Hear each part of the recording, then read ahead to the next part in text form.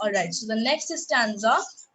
Upon his brow he felt their breath, and in his waving hair, and looked from that lone post of death in still yet brave despair.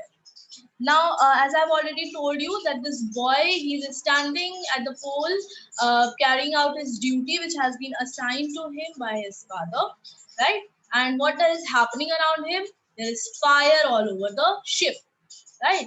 And he's engulfed in fire. The flames are rising high, touching the sky, right? And he's just standing there, the small boy standing there, wrapped in the fire, in the flames of the fire. So now what he can feel? He can feel the heat or the warmth of the flame upon his brow. Okay, it has reached his forehead. He can feel the heat, and in his waving hair. Waving, why waving hair? Because the ship is moving, so the wind blows across the sea, so the hair, um, the hair is waving. All right, so it is being described as waving hair because of the wind that is blowing his hair. So he can feel the heat of the flame on his forehead and his waving hair, and in his waving hair, and looked from that lone post of death in still yet brave despair. Now, where he is standing, that post, right?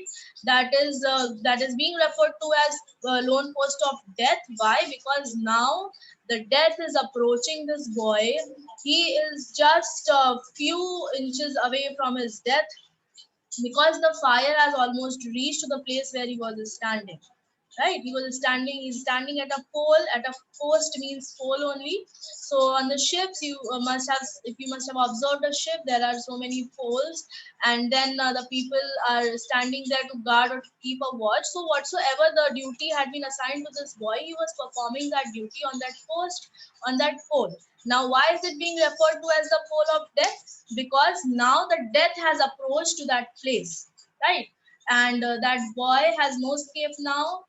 He is just about to die, because he will be just burned to death now, because the fire, the flames have approached him to the place where he was standing in still yet brave despair. Now look at this line. This boy, he is surrounded with his death. You can see his death literally, but he is still standing bravely over there.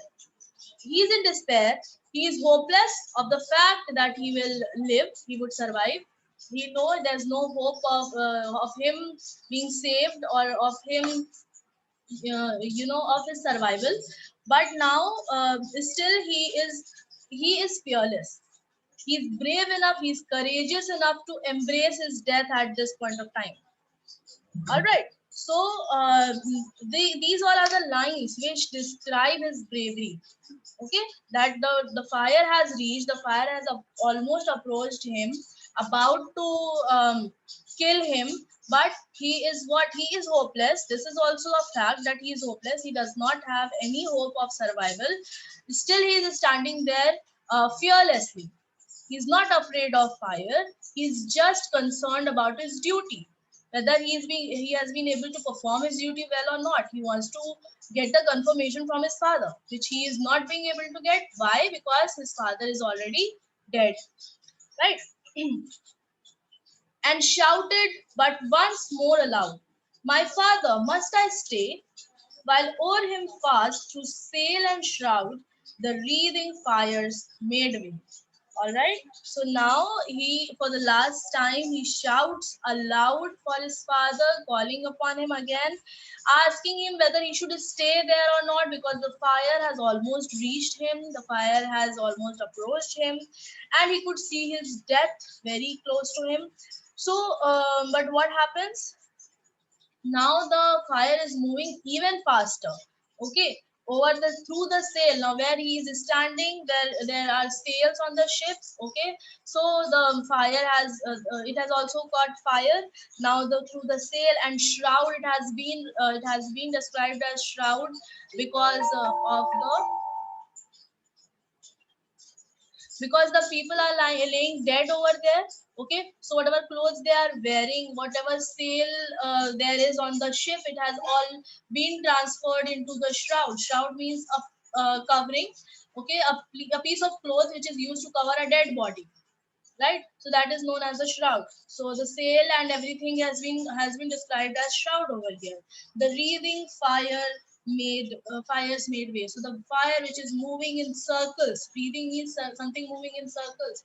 So it is making its way all through the dead people lying around there, and the sail which is there on the post, right? So the fire has it is these lines are just describing the journey of the fire, the flame, that how the flame has reached this boy, right?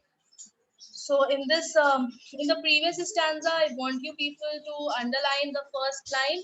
There we have personification.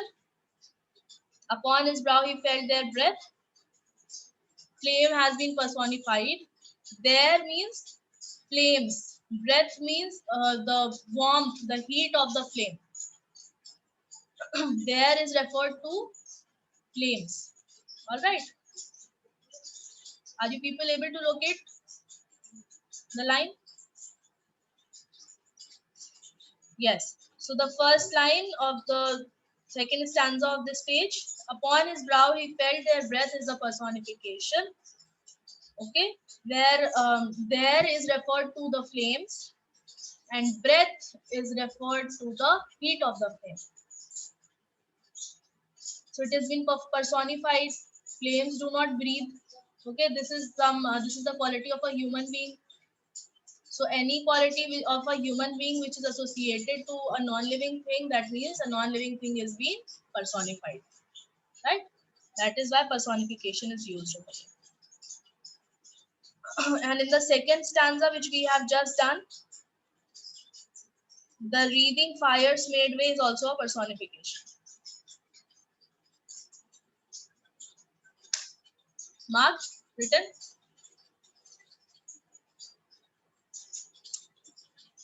All right, moving on. They wrapped the ship in splendor white. They caught the flag on high and streamed above the gallant child like banners in the sky. Now, what happens is they is again referred to the flames only. Okay, the flames have wrapped the ship in splendor white. Okay, it has just it is now very the scene has become very disastrous. Okay, or the ship, the whole ship is burning now. It is wrapped, it is engulfed in fire in the flame, and the flag which is placed on the highest point is has also caught fire now. The flag is also burning and streamed above the gallant child like banners in the sky. So the boy who was standing there on the post at the highest point, he is also now burning like banners in the sky. So here simile is used, like banners in the sky. Just write down simile. So the fire has finally reached the boy, and the boy is burning like a banner in the sky, right? Like the banner, it floats with the due to air. So the boy is also burning over there, standing there on the highest point of the ship, along with the flags and everything. Body of the boy has also caught fire. And the last line of this stanza contains simile, right? Like banners in the sky, that is a simile. There came a burst of thunder sound. The boy, oh, where was he? Ask of the winds that far around, with fragments strewed the sea. Now what happened? Now there comes a burst of thunder sound, loud noise could be heard, right? And after that, what happens? The body of the boy just burst into fragments and scattered all over the sea. The body of the boy could not be seen. The body of the boy could not be seen. His body was just turned into fragments, little pieces, right? And then it was spread all over the sea. And has been said that the boy could not be found anywhere. Only the wind knew where the boy was, because the fragments or the small pieces of the boy's body was carried away by the winds. All right. So this is what happened to the boy. The last stanza, with mast and helm and pennon fair that well had borne their part, but the noblest thing which perished there was the young, faithful heart. Now, mast, mast is a long pole or a structure, you can say, where the sail is hung. Okay. I don't know if I can share the screen. Otherwise, I would have shown you. So, just imagine that the place where to which the sail is attached in a ship, that is known as a mast. All right. And the helm is the steering, which is used to change the direction of the ship, and pennon is the flag. So all these things, they have these things first of all have been personified. So you can find personification in the first two lines. Just mark the first two line as personification, and they had played their part really well. Okay, because what is the part being played by these things? These are the tools to guide the ship. So they have played their part well. But the ship caught fire because of the bombardments and the gunshots. So these things also destroyed eventually, get destroyed eventually, right? But the most or the noblest thing, right, the greatest loss was what? It was the loss of the boy, right, was the young faithful heart which perished over there, which was destroyed on this ship. Now this young faithful heart, why is it being called young faithful heart? First of all, make sure that you know that this young faithful heart is being referred to Casabianca. Underline it and write down these words are being referred to Casabianca. Now why is he being said faithful? Young, to you people know, because of his age, he's very young, in his teens, right? And why is he faithful? Faithful because I already told you, faithful in two ways, two manners. Why? Because he was the commander also, so he is obeying his father as a son, and he is being obedient to his father as a subordinate also, because his father is the commander also, right? That is why he is being described as faithful. So here the poem ends, right? And I hope you people have understood the poem, the meaning of the poem, the explanation and everything. I made you mark all the literary devices which you can find in this poem, or which is for your standards, right?